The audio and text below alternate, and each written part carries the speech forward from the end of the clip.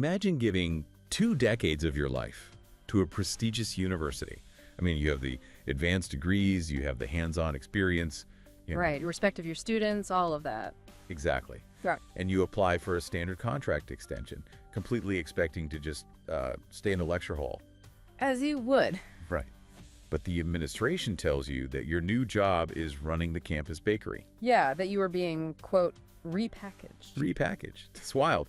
Today, we're looking at a country where this desperate rush to modernize is, well, in some ways pushing its own citizens backward. It's a phenomenal paradox, really, because when we look at emerging economies, we usually focus on the macro level blueprint. The massive state infrastructure. Yeah, the digital leaps, the huge projects. But we rarely look at the ground floor to see who is actually bearing the cost of all that speed. Which is exactly what we are doing today.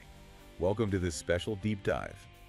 As you know, we are coming to you straight from the newsroom of Addis Fortune, which is Ethiopia's largest English weekly newspaper.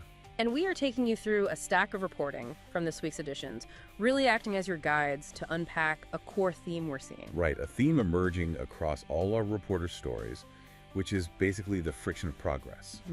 We are talking about Ethiopia undergoing massive transitions, from university autonomy to the digital gig economy, all the way up to these multi-billion-dollar global logistics expansions. There's a lot of ground to cover. It is. But I want to start with that story about the university because it really just sets the stage perfectly. So what exactly is happening at Addis Ababa University? Well, Addis Ababa University, or AAU, it's Ethiopia's oldest and most prestigious higher education institution.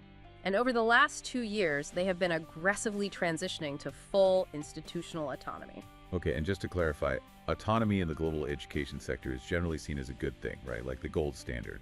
Oh, absolutely. It means the university is no longer just a direct arm of the federal government. They can, design their own programs, manage their own funding, partner with private industries. The whole goal is to make them globally competitive. Which sounds like a necessary evolution, on paper. But our reporting shows that the reality on the ground has been incredibly brutal for the staff. Walk me through the actual numbers here. Yeah, the fallout is staggering. So to achieve this new autonomous structure, AAU initiated a massive right-sizing exercise. And the immediate result, nearly 500 administrative workers and 50 academic staff members have essentially been left in limbo. Wait, 550 people just displaced? Left in limbo or forced into early retirement, yeah. The university drastically consolidated its academic structure. They slashed the number of departments down to just 69. So they just erased entire departments completely? Entirely. Programs like Tigrinya language and literature or undergraduate philosophy just completely shut down. But the real friction, the real controversy, comes from how they decided who stayed and who went. The administration established these new, highly rigid minimum qualifications for every single post. Okay, so what did that actually look like for the staff? Well, for the administrative staff, they instituted mandatory written exams. And for the academics, they looked strictly at formal, on-paper degrees to see if they perfectly matched the specific courses being taught. But wait, doesn't that completely ignore actual teaching ability? You could have a professor who has brilliantly taught a specialized course for 20 years, but because their original degree from, say, 1995 has a slightly different title, they just fail the paper test. Precisely. And that is exactly what our reporters found on the ground.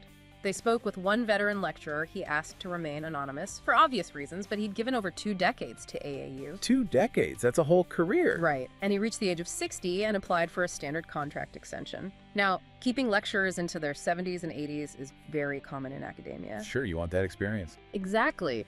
But under these new, rigid, corporate-style rules, his application was denied. His exact quote to Addis Fortune was, "All my hard work was multiplied by 0. I was thrown aside." Multiplied by 0. Man, that is heartbreaking.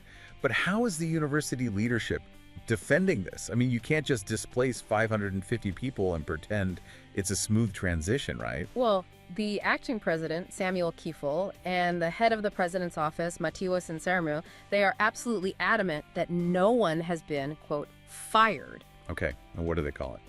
They maintain they are strictly adhering to a new merit-based organizational chart. For the people who don't fit that chart, the administration claims they are simply being repackaged. Repackaged. Right, let's unpack this repackaging concept because this is where the story just gets surreal to me. If they aren't firing them, where are these displaced academics going? So because AAU is now autonomous, they no longer get a blank check from the government, right? They have to generate their own revenue. Okay, that makes sense. To do this, they are launching commercial ventures. Some make sense, like community schools. But they are also setting up campus bakeries and food production units. Wait, bakeries? Yeah, bakeries. And the administration's plan is to redeploy these seasoned academics and administrative staff to run these commercial units. I'm just trying to wrap my head around this. It feels like updating your computer's operating system to make it run faster, but the new system arbitrarily deletes all your most valuable, irreplaceable legacy files just because they don't have the newest file extension. That's a really good way to put it. I mean, can an institution really maintain its prestige if it's repackaging its PhDs to bake bread? It highlights a massive clash of paradigms. You have the administration looking through the lens of a corporate balance sheet where every employee must fit a monetizable slot. But education just doesn't work like a factory, right? It relies heavily on institutional memory. Which you can just put on a spreadsheet. Exactly. And Professor Terusu Tefera, who has taught at AAU for 4 decades, he offered a really stark warning in the article. He pointed out that if institutions treat experienced staff as liabilities to be sidelined, rather than assets to be utilized, they're ultimately sabotaging their own academic foundation. And what's terrifying is that AAU is just the test case, right? There are 45 public universities in Ethiopia. Places like Jimma, Mekelle, Bahir Dar, and Gondar are next in line for this exact autonomy model. Yeah, they are all watching this happen. But this dynamic, this disconnect where a grand modernization plan ends up actively harming the people on the ground, we are seeing this far beyond the university. Well, absolutely. It's happening with the most basic civil services in the capital. What did our reporters uncover about the new ID card system in Addis Ababa? So this is another perfect example of top-down ambition colliding with ground-level reality. The Addis Ababa City Administration is rolling out a massive civil registration overhaul. They're implementing a national digital biometric system known as the FADA Identity Network. Okay, and historically, getting a permanent resident card in the capital was a bit of a bureaucratic nightmare, wasn't it? A total nightmare. Residents would wait 3 to 5 months because local district offices, which are known as wardas, they had to truck documents back and forth to a central hub for processing. Right. Literally physically moving paper around. Yeah. So any modernization there sounds like a relief. What is the city actually promising with this new FADA rollout? Efficiency. Yeah. Just pure efficiency. They are decentralizing the printing process directly to the Wareda offices. They've purchased these high-capacity commercial machines capable of printing 750 ID cards a day. Wow, okay. So the official promise is that a citizen can walk in and get their permanent ID card in a single working day. A one-day turnaround instead of 5 months. I mean, that sounds incredible on paper. But as we keep seeing, progress has a price tag. How is the city actually paying for all this decentralized tech?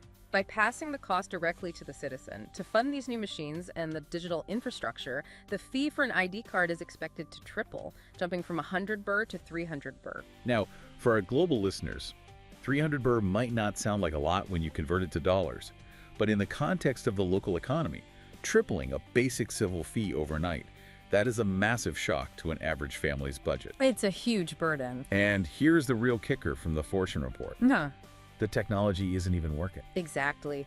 The infrastructure simply isn't ready to handle the ambition. The report highlighted a 29-year-old resident named Hayat Abdurrahman. She registered for her ID 2 months ago under the supposedly rapid new system. 2 months. Yeah, she is still waiting.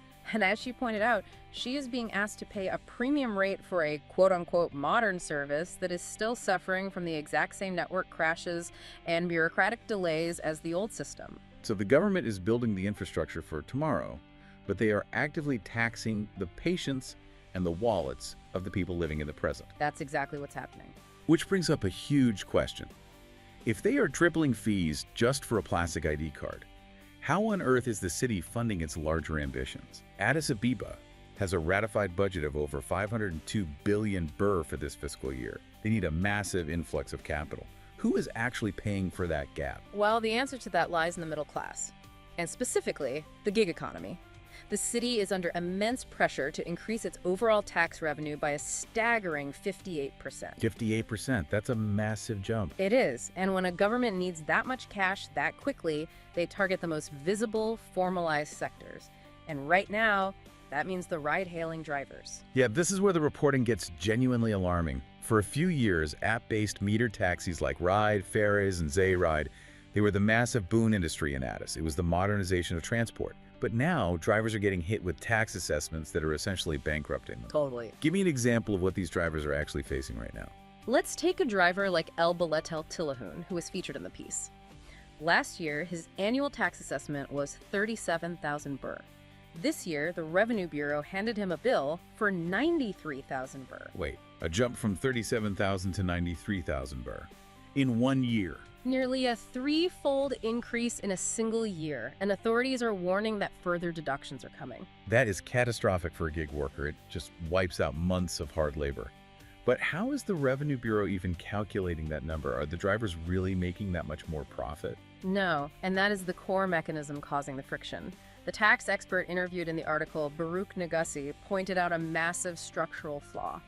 The revenue authorities are heavily taxing drivers based on their gross turnover, so the total amount the passenger pays, rather than their net income. Wait, walk me through that. They aren't letting the drivers deduct their basic business expenses. Frequently, no. Crucial daily operating costs like mobile data packages, parking fees, vehicle spare parts. These are often treated by the tax authority as non-deductible expenses. You're kidding. And on top of that, the government applies value-added tax, or VAT, to the commission that the digital platform takes from the driver. So the driver is paying taxes on money that actually went to the app developers, and they can't even deduct the data they need to run the app in the first place. Just sickly. And this is happening at the exact same time that inflation is crushing them on the physical side. Yeah. I mean, the report mentions fuel costs have tripled to 9,000 birr for drivers. Tires that used to cost 6,000 birrs are now pushing 11,500. It's unsustainable. And the traffic fines are draconian. Oh, the fines are a major point of contention. Because parking is incredibly scarce in the capital, drivers stopping for just 10 minutes to pick someone up are being hit with 50 birr electronic tickets. For just picking someone up. Yeah. One driver noted he received a 700 birr fine, was never notified by text message, and only discovered it when late fees had ballooned it to 72,000 birr. 72,000 birrs in late fees. Yep. The drivers are caught in a financial pincer movement between these soaring physical costs and aggressive digital taxation. Here is where I had a total realization reading this. It's like squeezing a wet sponge. You want the water, so you squeeze. But if you squeeze too hard, the sponge tears and all the water misses the bucket entirely.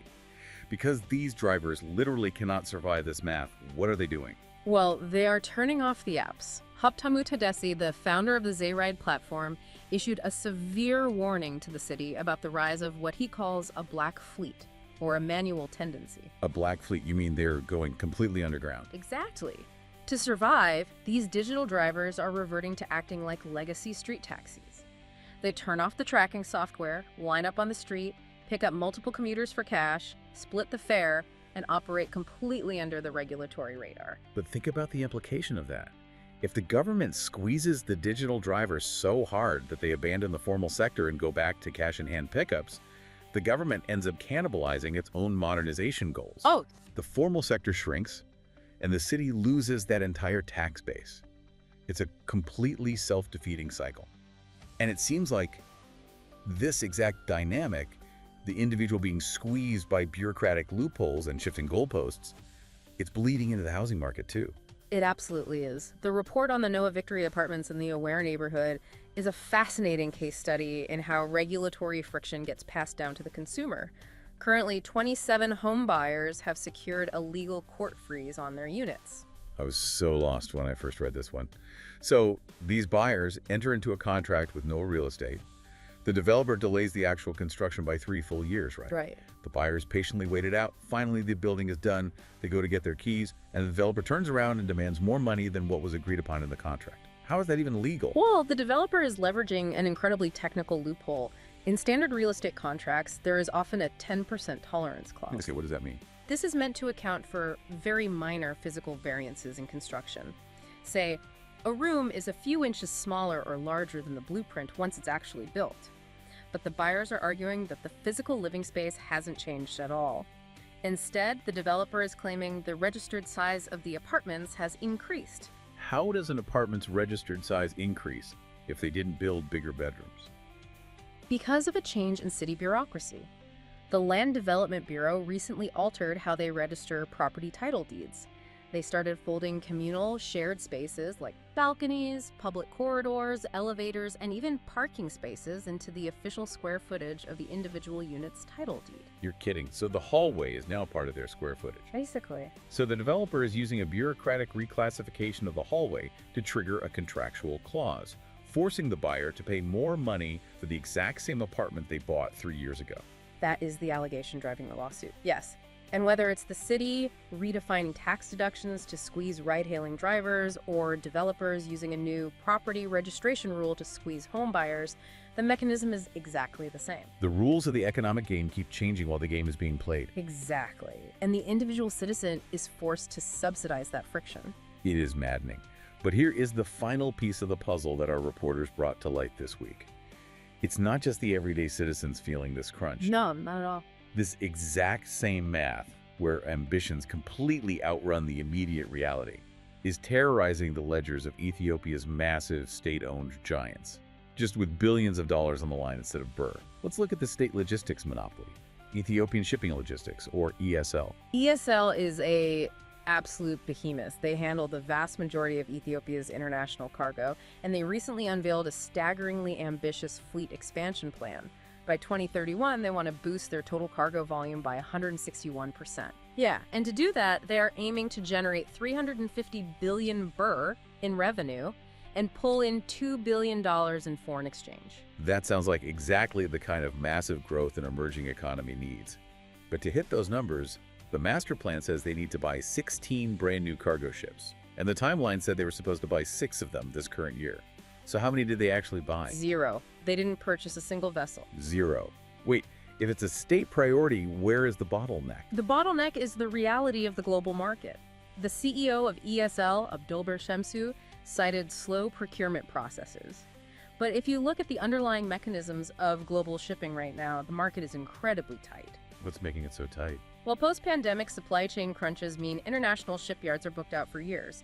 A standard new bulk carrier costs anywhere from 33 to 39 million US dollars. If you want to ship quickly, you have to pay massive premiums. To acquire all 16 ships, ESL is staring down a capital requirement of up to $720 million. 720 million? Yes. And the craziest part is they don't really have a choice but to spend it.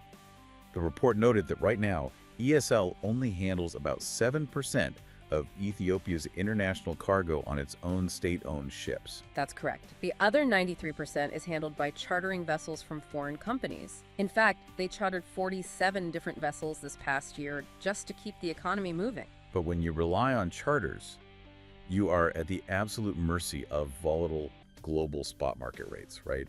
You have no control over your own import and export costs. Precisely. So they desperately need their own ships, but the global supply chain simply isn't moving as fast as their ambitions. Which brings us to the sky and to Ethiopian Airlines. Now, Ethiopian Airlines is Africa's largest and most successful carrier, and they seem to be facing a very similar macroeconomic challenge, but with an added layer of geopolitical danger. They are expanding aggressively right now. They are currently taking delivery of 8 brand new Boeing 777 and Airbus A350 freighters to double down on their cargo dominance. And if you just look at their top-line revenue, it looks like a total victory. They just posted a record $9.1 billion in revenue, which is a 20% jump from the previous year. A 20% jump in revenue is massive, but I'm waiting for the shoe to drop here, given our theme today. What's the catch? The catch is that while revenue grew by 20%, their operating costs climbed by 25%. Wait, so their expenses are actually outrunning their record-breaking growth? How does a world-class airline let their costs spike by a quarter in a single year? It really comes down to geography and global conflict. Ethiopia is a landlocked country, which makes its aviation sector uniquely vulnerable to geopolitical shocks. The ongoing conflicts in the Middle East have forced massive airspace closures, meaning Ethiopian Airlines has had to suspend lucrative routes and fly longer, less efficient reroutes. And longer routes mean burning more jet fuel. Exactly. And simultaneously, the security crisis in the Red Sea has severely disrupted the global supply chains that deliver that very fuel. Right now, jet fuel is consuming between 40 and 56% of the airline's total operating costs. Up to 56% just on fuel. That's wild. add to that new international regulatory burdens, like a $6 million annual carbon tax they now have to pay to the European Union, and you see how the margins are being crushed from all sides. It's like watching a marathon runner who is speeding up and breaking their own personal pace records. But when you look at the medical monitor, their heart rate is climbing even faster than their speed. Eventually, the heart gives out. Something has to break. That is a perfect analogy, and it aligns exactly with a crucial insight provided in the Fortune piece by aviation expert Haile Jibril Tadiz Sabuka. He said, and I quote, "Revenue is a measure of growth. Profitability is a measure of sustainability." Wow.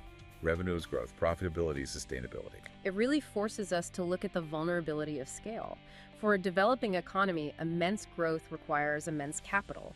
But when global shocks happen, whether it's conflicts driving up crude oil or a pandemic locking down shipyards, that massive scale suddenly transforms into a massive liability. Because you have so much more exposure. Exactly. You can even see this caution creeping into their Vision 2035 mega airport project in Bishoftu. The bid deadline for construction recently had to be pushed back because international contractors and lenders needed more time to analyze the risks and line up financing. The sheer magnitude of these projects makes them sensitive to every single ripple in the global economy. So synthesizing everything we've pulled from the reporters' notebooks today, from the veteran PhDs at Addis Ababa University losing their livelihoods over paper qualifications, to the ride-hailing drivers being taxed into the underground economy, all the way up to multi-billion-dollar state logistics monopolies struggling to pay for their own ships. The reporting from Addis Fortune this week all points to one undeniable truth. Which is? Ethiopia is sprinting toward the future, but the transition is incredibly expensive, highly complex, and deeply messy. The blueprints for modernization are drawn, and they are necessary. But the heavy cost of building that future is being extracted right now, today, from every single level of society. Which leaves us with the provocative thought to mull over as we wrap up. If aggressive top-down modernization pushes the everyday gig worker back into the informal shadow economy and simultaneously forces state giants to take on massive debts just to maintain their shrinking margins, could the rush to future-proof the economy actually be making it more fragile in the short term? What is a true breaking point between the cost of progress and the ability of a society to absorb it? It's the multi-billion burr question. Thank you so much for joining us on this exploration of Addis Fortune's reporting. Remember to keep questioning the headlines, keep looking at the ledgers behind the grand announcements, and we will catch you on the next deep dive. Goodbye.